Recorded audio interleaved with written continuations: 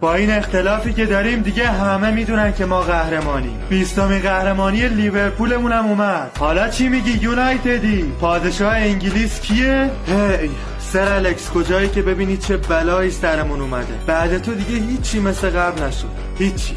آره امسال شما قهرمانی، ولی ما هنوزم منتظر فصل بعدی. فصل بعدی دیگه قهرمان میشیم. آره چی شد؟ چی میگفتین احمقای بیشعور؟ من نحسم؟ بوندسلیگا داره میاد.